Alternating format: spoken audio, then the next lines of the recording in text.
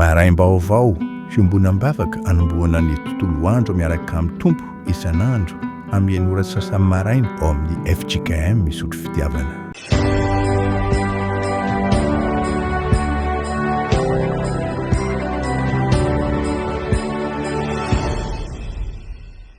Ho aminareo ny fahasoavana sy ny famindrampo avy amin'Andriamanitra Ray sy Jesosy tompontsika. Dia hitsangantsika ny salamo fahasivy-ambin'ny-folo amby zato manomboka amin'ny andininy fahadimy amby zato hatramin'ny faharoa ambin'ny folo amby zato no iombonantsika. Salamo fahasivy-ambin'ny-folo amby zato andininy fahadimy amby zato hatramin'ny faharoa ambin'ny folo amby zato. Mitsangana ao voninahitra ny tompo Andriamantsika. Ho ny mpanao salamo, fanilony tongotro sy fanazavana ny lalako ny teninao. Efa nianina aho fa hitandrina amin'ny fitsipika ao marina kanefa faiko izany. Ampahoriana indrindra aho Jehovah o, velomy aho araka ny teninao. Jehovah aoka ane mba hankasitrahanao ny fanahy-tsitrapo aloako ny vavako ary ampianaro ahy ny fitsipika ao. Antenda ihany ny haiko mandrakariva kanefa tsy manadino ny lalanao aho. Raha tsy fanahy mamela-pandrika ningotra kanefa tsy mania miala ny didinao aho. Efa noraisiko lovako mandrakizay ny teny vavolombelonao satria fifalian'ny foko izany. Apetrako ny foko ankatony didinao mandrakizay hatramin'ny farany. Amen. Hivavaka isika. Indreto izay Tompo mamaly fitianao ka tonga eto an-tranonao amin'izao fotoa maraina izao. Midera, mankalaza, misaotra anao. Ary indreto izay miondrika ampanetretena mangataka ny anavozanao aminay, ny famindramponao no tsy fahatanteranay, ny sitraponao. Amin'ny alalan'i Jesosy Kristy fanatitra naterandray mandeha monja, dia diovy izahay ho afa-pahotana. Ary indreto koa izahay eto an-tranonao mangataka ny fanahinao masina mba hitarika anay amin'izay rehetra atao eto, hampianatra anay ny teninao, mba hitombonay amin'ny fahalalana marina anao sy Jesosy Kristy ilay efa tia sy namonjy anay. Mianoa ny vavakay Tompo, tononona amin'ny anaran'i Jesosy. Amen. Exodosy toko fahafito manomboka amin'ny andininy faha-efatra ambin'ny folo hatramin'ny fahadimy amby roapolo. Exodosy toko fahafito andininy faha-efatra ambin'ny folo hatramin'ny fahadimy amby roapolo. Amin'ny anaran'ny Tompo, ary hoy Jehovah tamin'i Mosesy, efa mafy ny fon'ny Farao ka mandatsy handefa ny olona izy, mankanesa ao aminy ianao rahampitso, indro hivoaka ho any amin'ny rano izy, dia mijanona eo amoron'ny ely ianao ambara-piaviny, ary ny tena ilay nanovana omena rana hoentinao eny an-tananao. Dia lazao aminy hoe, Jehovah Andriamanitry ny Hebreo no naniraka ankaty aminao, anao hoe, alefaso ny oloko mba hanimpony ahy any anefitra, fa indro tsy miaino ianao mandraka ankehitriny. Koa izao no lazain'i Jehovah, izao no hahafantaranao fa izaho no Jehovah. Indro nitehiko ety an-tanako no nikapohako ny rano ao nely ka ho tonga rà izy. Dia ho faty ny hazan-drano ao nely ka ho maimbo nely ary tsy ho tian'ny Egiptianina intsony ny sotro ny rano ao. Ary hoy Jehovah tamin'i Mosesy, lazao amin'ny Arona hoe, raiso ny tehinao ka injiro ambonin'ny ranon'ny Egipta ny tananao, dia ambonin'ny sampandranony sy ambonin'ny lahin-dranony sy ambonin'ny heniheny ary ambonin'ny kamorony rehetra, mba ho tonga rà ireny ary hisy rà eran'ny tany Egipta rehetra, na amin'ny fitoeran-drano azo na amin'ny fitoeran-drano vato. Ary nataon'i Mosesy sy Arona izany, arak'izay nandidian'i Jehovah, dia nanainga ny teny izy ka namelony rano tao nely teo mason'ny Farao sy teo mason'ny mpanompony, ka tonga rà ny rano rehetra tao nely. Koa maty ny hazan-drano izay tao nely, dia maimbo nely, ka tsy azon'ny Egiptianina nosotroana ny rano avy ao, ary ny rà dia nanerana ny tany Egipta rehetra. Ary ombiazy teo Egipta dia mba nanao toy izany koa tamin'ny fankatoavany, ka dia niamafy ny fon'ny Farao ka tsy niaino azy midralay izy arak'izay efa nolazain'i Jehova. Dia niverina Farao ka nankao an-tranony, kanefa tsy nahoany akory na dia izany aza. Dia niady rano hosotroana teo amoron'ireny ny Egiptianina rehetra, fa tsy azony nisotroana ny rano taonely, ary nisy afotoana taoriany namelezan'i Jehova anely. Amen. Ray masino manamasinana ny fahamarinana, ny teninao no fahamarinana. Amen. Mbola hivavaka isika. Tompo mangeta hitanao izahay ary ataovy mahita rano velona, dia Kristy zanakao mandritra ny fandiniana izao soratra masina izao. Fa hitombo koa anie ny fahalalanay, tsy hijanona ao fahalalana ihany anefa, fa tena ho fiainana indrindra koa. Miaino ny vavakay amin'ny anaran'i Jesoa. Amen.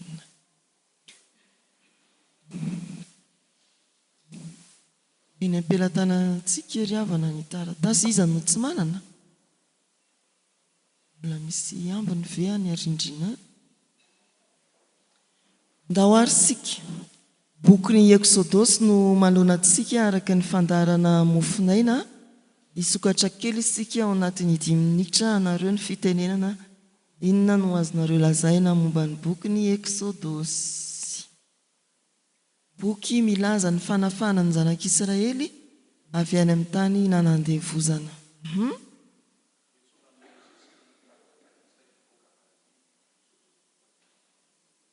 Fiantsoana any Mosesy hitarika ny zanak'Israely ho amin'ny fahafahana.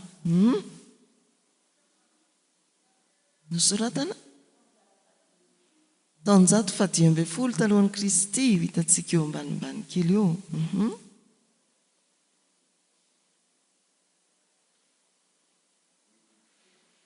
Ny fanomezana ny didy folo, aiza ao amin'ny Exodosy misy ny didy folo? Ao amin'ny toko 20. Inona koa?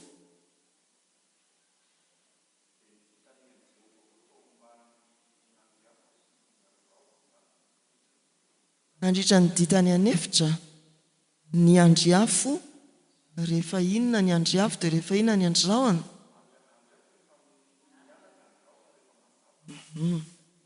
Mora tadidy iny e, raha tily ianao dia hoe afondasa. Amin'ny alina andriafo, amin'ny atoandro andrahona. Ny tantara moa dia hoe rehefa hijanona ny zanak'Israely dia midina ilay andrahona. Rehefa handeha izy dia miakatra indray, dia alefa indray aloha ny taterina daholo indray ny ahorona daholo indray ny kojakoja ny taberna kely, lasa indray batainy dia mipetraka indray, atao apetraka indray dia arafitra indray.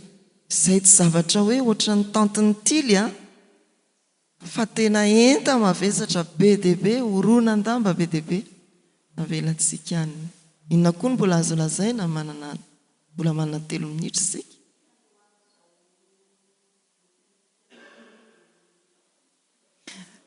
Ny mofinainantsika androany dia ny loza voalohany tamin'ny loza folo. Fitantarana ny loza folo. Nanehoan'Andriamanitra ny asany sy ny fahefany. 5:30. Jereo kely ny baibolintsika. Dia inona ny vokany aloha mandra-pahitan'ilay izy?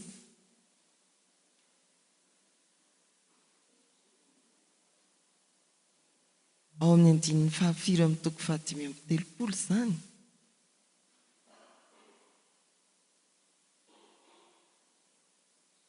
Namariny tsara ka. Rehefa samy manamara isika tsy voatery ho marina, fa mety mba very tadidy e. Tsy voatery hoe ho marina, izay ny atao hoe hamariny tsara hoe. Dia mba samy manamara isika dia samy mahita. 2:30. Inona koa? Misy toko 4 aloha teo Exodosy ty, ohatrany tsy mivoaka mihitsy ilay isan'ny tokony eo. 70. Dahoary sika, afaka mandroso sika izay ao amin'ny taratasy ambany masitsika dia fanambarana fohifohy na filazana fohifohy momba ny boky ny Exodosy, ny notsim-ponina ka navana manokana namoahana hevitra ianarantsika eto dia ireo voambolana mampiavaka ny loza folo na ny kojakoja na ny mpandray anjara fototra ao anatin'ny loza folo, ny fampiarana ary fanontaniana ifanakalozana. Ndao ary sika ny fotoana nisehoan'ny tantara voalaza atao amin'ny Exodosy dia tamin'ny andro ny Farao atao hoe Ramsès II, zany hoe ny mpanjaka ny Egyptiana, moa no mitondra ny titre hoe Pharaon, fa ilay mpanjaka tamin'izany dia Ramsès II. Nahoana moa ny tonga tamin'ny fanandevozana ny zanak'Israely tsy ao anatin'ny taratasy.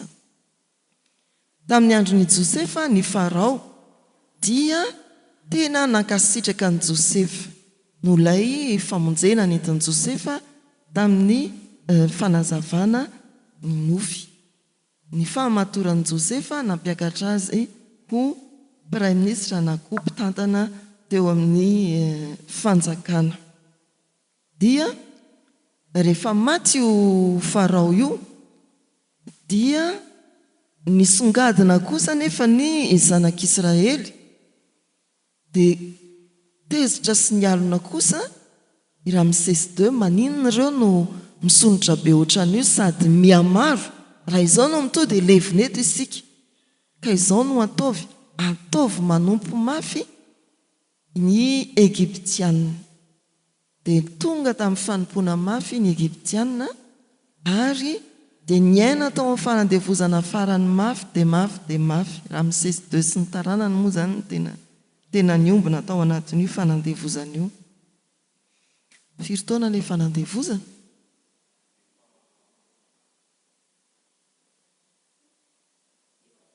Efajato, fa 70 ny tany anevitra. Dia rehefa mafy toy izany nanjono zanak'Israely, nanao ny piramida ny Egypta, ny tombriky, nandatsaka briky, tsy mila milolo intsony fa asaivoataony amin'izao fotsiny io, ny amafy ny fanompoana hoy ny soratra masina. Taraina tamin'i Jehovah ny zanak'Israely, tonga ny fanapakevitran'Andriamanitra araka voalaza namantsika teo Exodosy 3, ny antso an'i Mosesy Andriamanitra. Mba hanafaka ny zanak'Israely, iteny amin'ny Farao hoe alefasiko ny oloko anompoa any anevitra. Tsy hoe alefa fotsiny, fa ninona? Anompoa any anevitra. Tsy hoe afaka fotsiny zany, fa misy lalan'Andriamanitra, misy tanjon'Andriamanitra ny antso ny anafahana dia ny anompoana an'Andriamanitra. Izay ilay zavatra nitranga.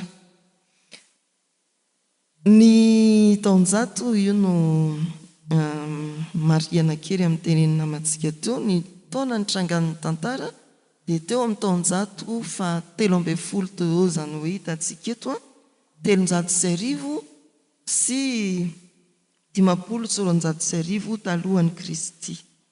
Tany zany no nitranga ity tantara famohanany zanak'Israely avy any Egypta ity. Ny taona nandroatana kosa dia ny hevitreverina hoe nandritra ny dia tany anevitra.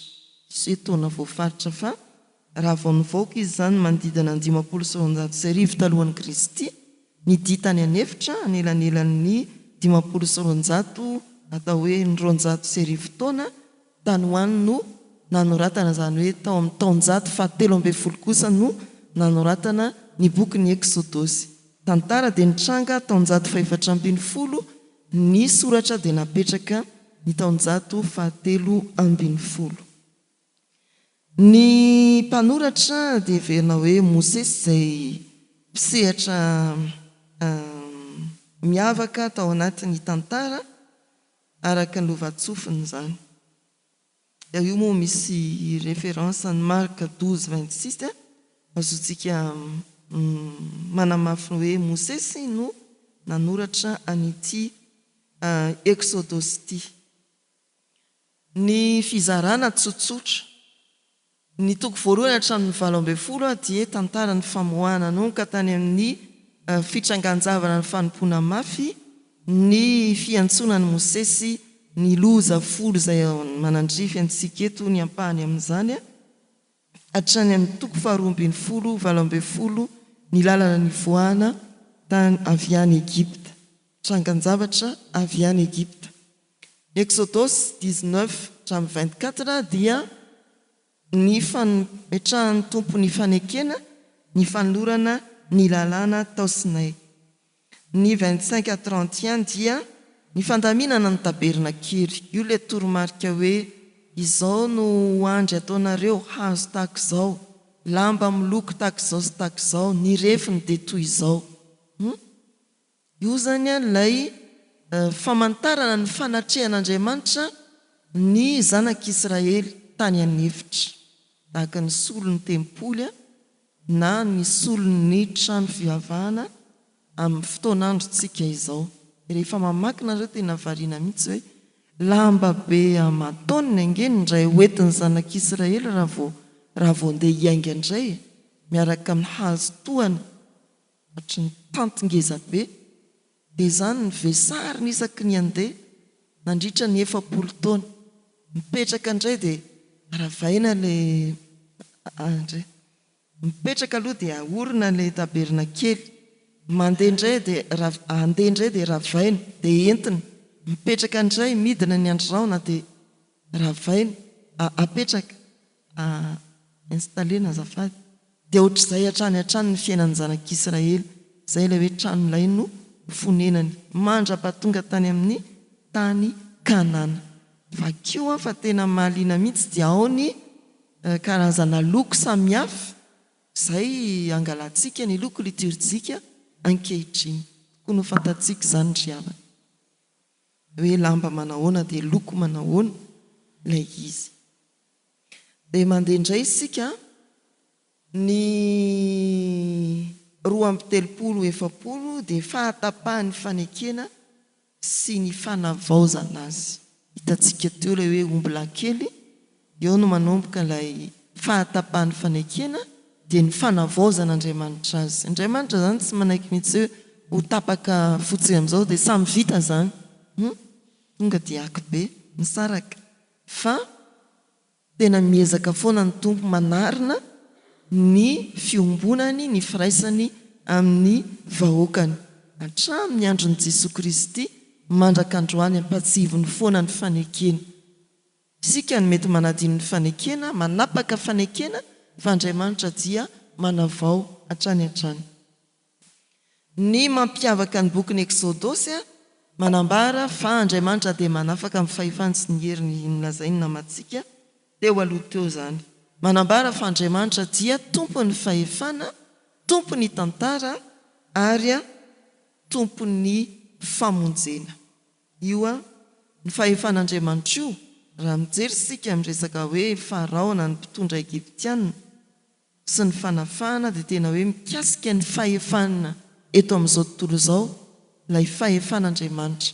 Tompon'ny fahefana izy ary mifehy ny fahefana eto amin'ity izao tontolo izao ity.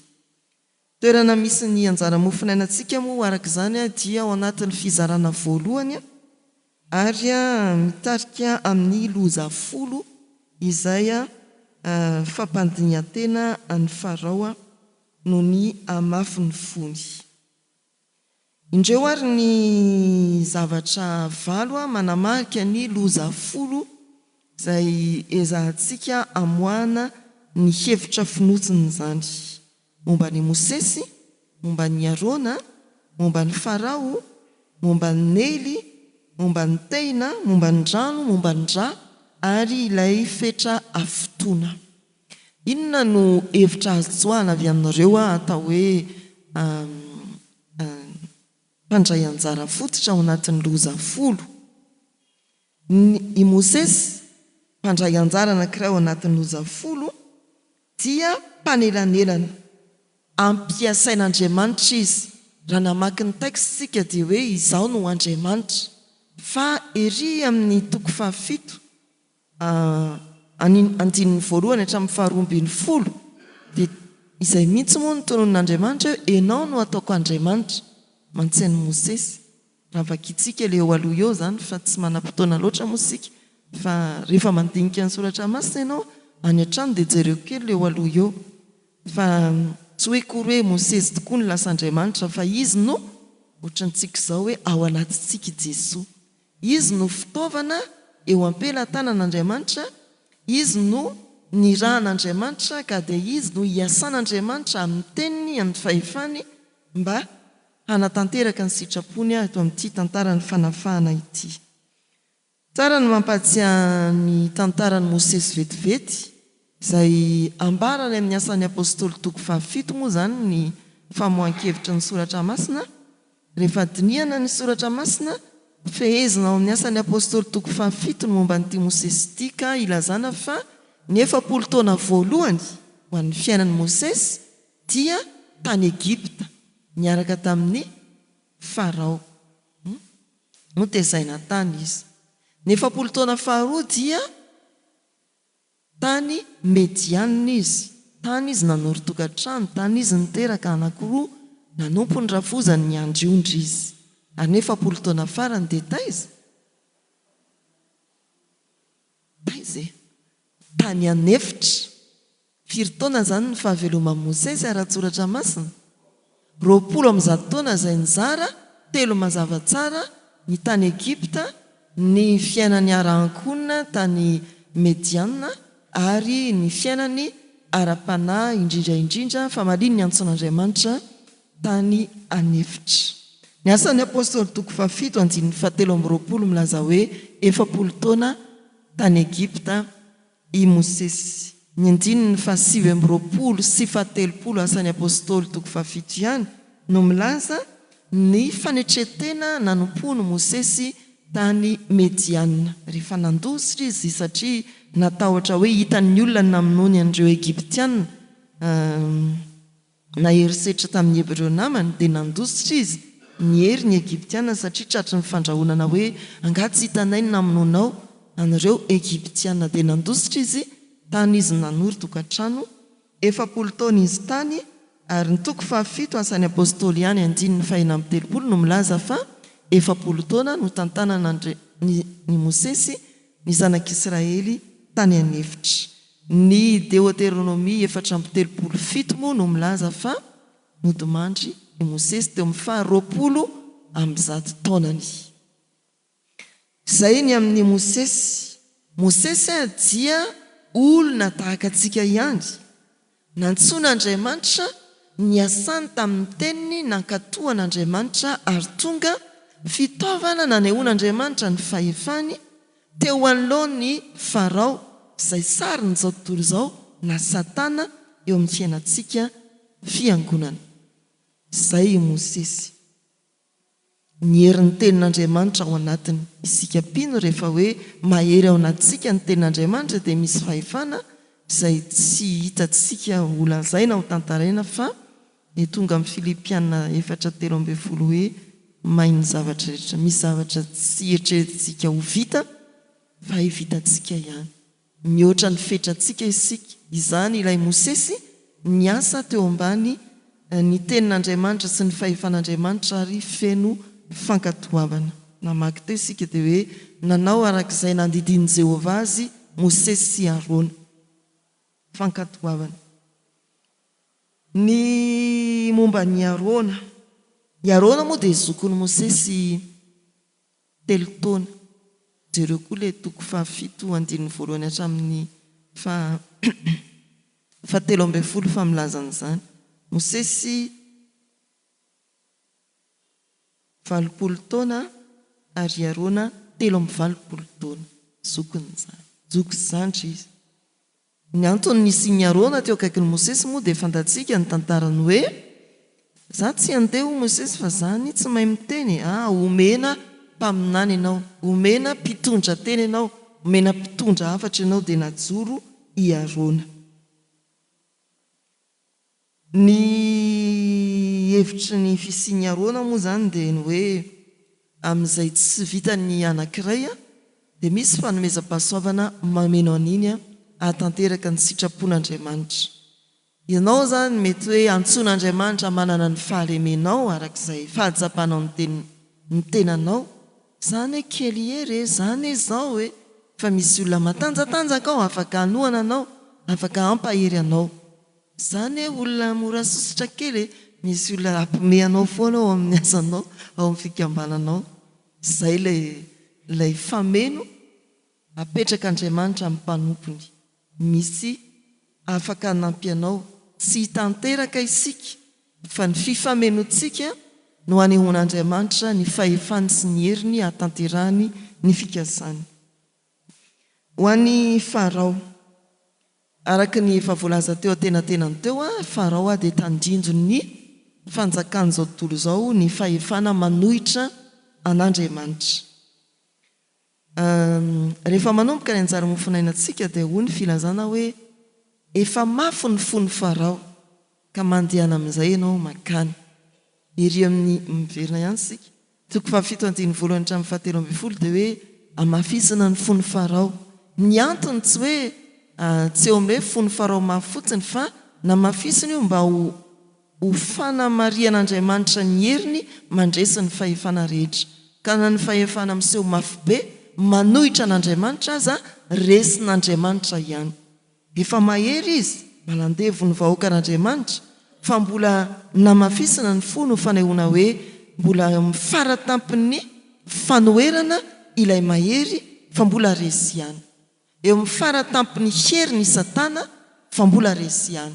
Izay ny hevitra anehoana ny Farao sy ny amafy ny fony eto amin'ity tantara ny loza 10 voalohany ity. Nely raha mijery ny saritany isika momba ny Egipta dia renirano mamaky ny tany manontolo avy any avaratra mianatsimo. Andinika moa dia milaza hoe manodidina ny 2,000 kilometatra eo ny refin'ny Nely raha refesina manontolo voalaza eo amin'ny 15 ilay sampana samihafa. 15 izy teo misampantsampany Nely fa azo lazaina hoe tena lalandra mampiaina any Egipta izy. Miantoka ny fahavokarana tao Egipta ary hitantsika tao fa tena miantoka ny fahavelomana. Rano ivelomany mponina Egiptianina mihitsy na ny mponina tany Egipta i Nely. Napetraka io ary io no niasan'Andriamanitra tamin'ny loza 10 natakina ny fiainan'ny Egiptianina. Tsy afaka nisotro rano izy. Nandritra ny 7 andro mazava loatra ny azan-drano maty maimbo Nely lasa rà dia naninona koa zany ny famokarana. Tsy mahazo rano mandritra ny 7 andro ny famokarana tany Egipta. Azo lazaina hoe kenda ara-tsosialy ara-toekarena ny Egiptianina fa tsy nahoan'ny Farao zany hoy ny soratra masina ombany masontsika. Zany dia milaza hoe tena naneho ny fahefany Andriamanitra ary tany amin'ny hainy firenena izay ambaran'ny mpandinika koa moa hoe satria izy tena miantoka ny fiainana andavanandro ny Nely dia tonga nataon'ireo Egiptianina ho solo ny Andriamanitra mihitsy. Andriamanitra kely raha vao tsisy Nely dia foana ny fiainan'ny Egiptianina. Zany nahatonga ny Egiptianina hoe ity hono Nely ity rano Nely ity dia tena Andriamanitra. Foana isika raha vao tsisy io fa tany no nikitihan'Andriamanitra voalohany. Io Nely io lazainareo fa mahafoana ny fiainanareo raha tsy eo nareo Andriamanitra kelynareo nataonareo Andriamanitra fa tsy hoe Andriamanitra kely dia io no kitihako voalohany. Zay ny amin'ny Nely nataon'ny Egiptianina ho Andriamanitra antoko ny fiainany i Nely nateo amin'ny fisotro fidiovana ny andavanandrom-piainany ny asa famokarana sy ny asa fiariana dia Nely miantoka an'izany. Fa io no nikitihan'Andriamanitra voalohany. Ny tena io tena io dia fantatsika fa tena nampiasain'ny Mosesy ho famantarana aloha hoe ny ran'Andriamanitra izy. Eo amin'ny toko 7:1-7 ihany dia misy hoe natsipy iny dia lasa mena rana. Fa mba ny anan-kendry koa ny ombiasan'ny Farao nanipy ny tena lasa mena rana fa nateliny mena rana ny Mosesy ilay mena rana nandreto ombiasan'ny Farao. Fanehoana ny herin'Andriamanitra, ny fahasoavan'Andriamanitra ny asa tao Mosesy zany. Io tena io dia ilazana hoe inona moa izay tena. fa zavatra kely tsy inona tokoa saingy azon'Andriamanitra anehoana ny heriny.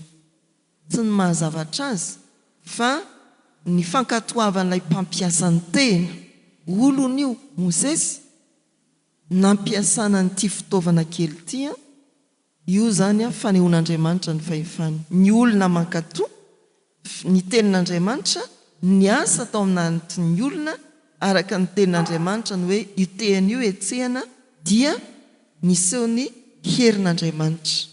Zavatra kely tsotra nefa hanehoan'Andriamanitra ny fahefany noho ny fankatoavan'ny mpanompony manaiky hampiasan'ireny zavatra kely sy tsotra ireny.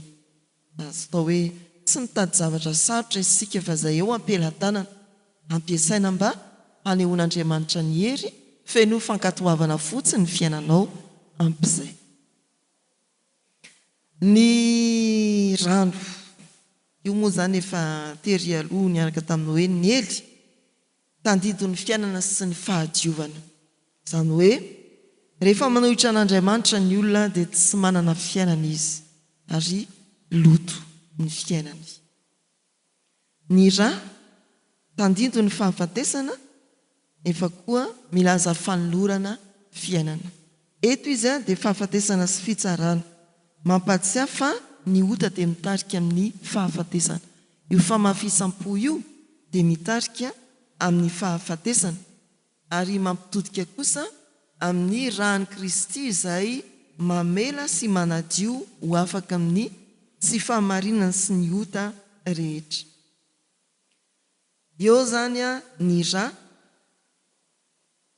milaza fampatsivana fahafatesana nefa koa mampitodika amin'ny Kristy ilay nanolotra ny rany ho famonjena ny mpanota.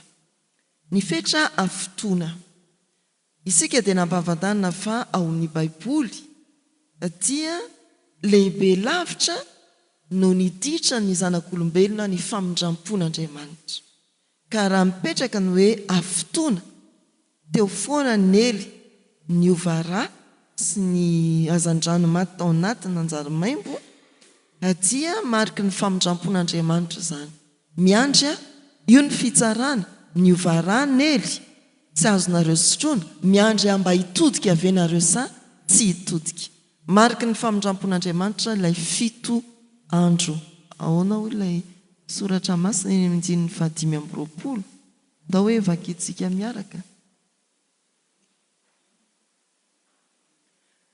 Hoy ny soratra masina amin'ny anaran'ny Tompo, dia niady rano hosotroana teo amoron'ny ely ny Egiptiana rehetra fa tsy azony sotroana ny rano taony ely, ary nisy hafotoana taoriany namelezan'i Jehovah an'ny ely.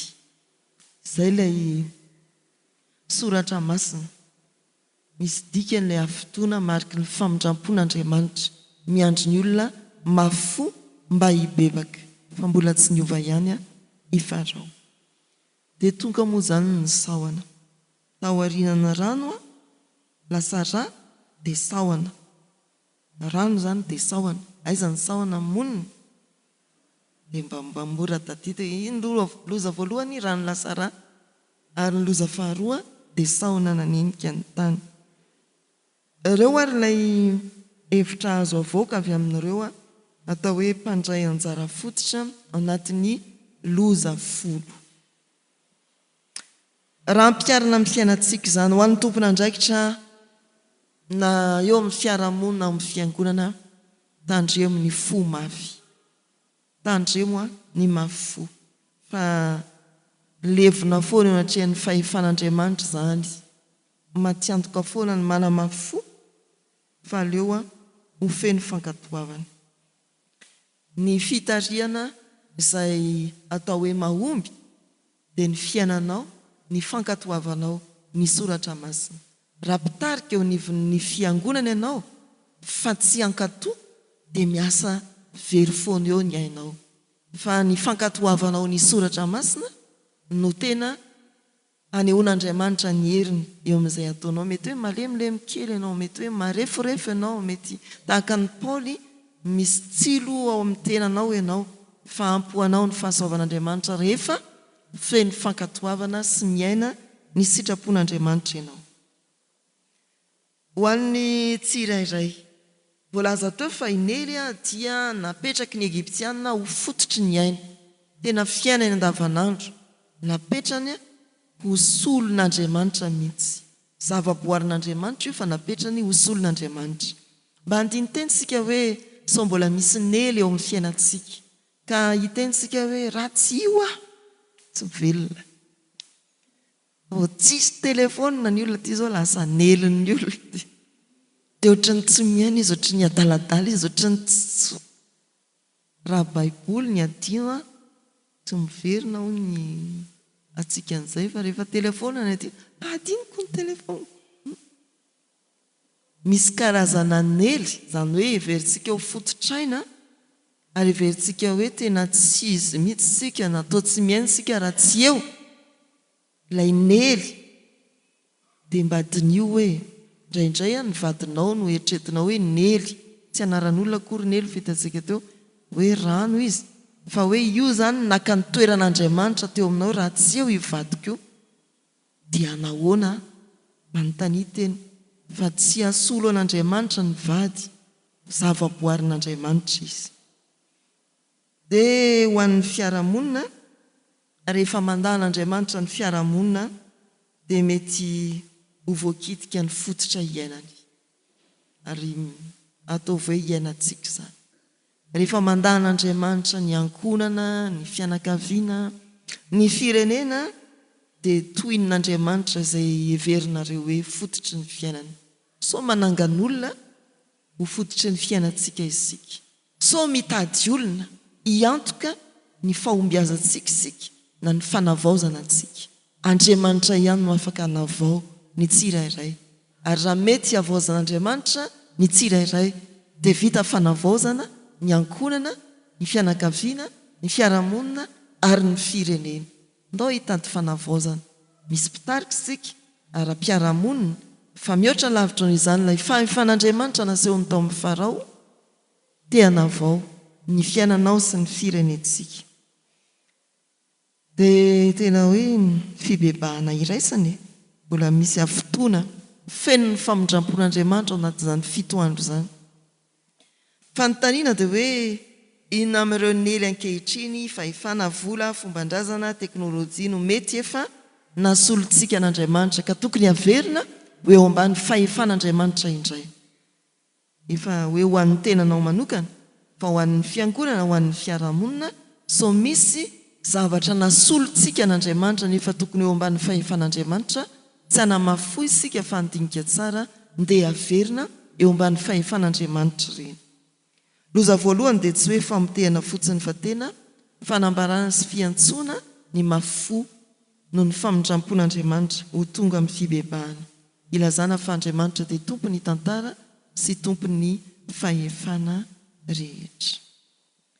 Ndao ary omena 2 minitra kely sika raha nananjara hiteny.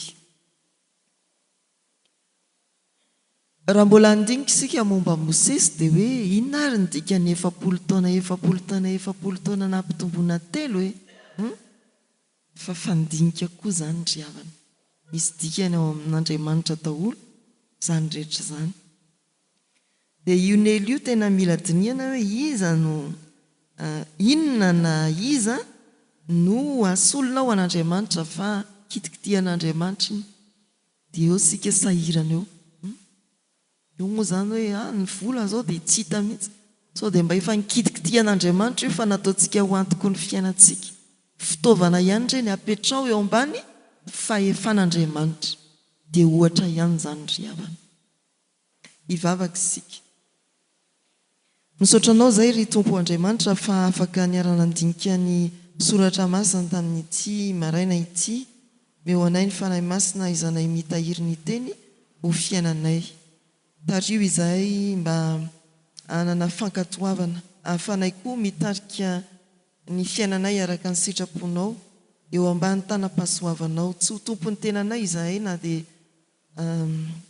mety hoe manana ny fandaharam-potoananay azy, fa ianao mihitsy no hiaraka aminay ahafanay ny fikasanay. Dia tario izahay Tompo, ahafanay mitarika ny ankonanay araka ny sitraponao, mba toan'ny Mosesy mamoaka ny ankonanay amin'ny fanandevozan'ny satana izahay no ny fankatoavana ao anatinay.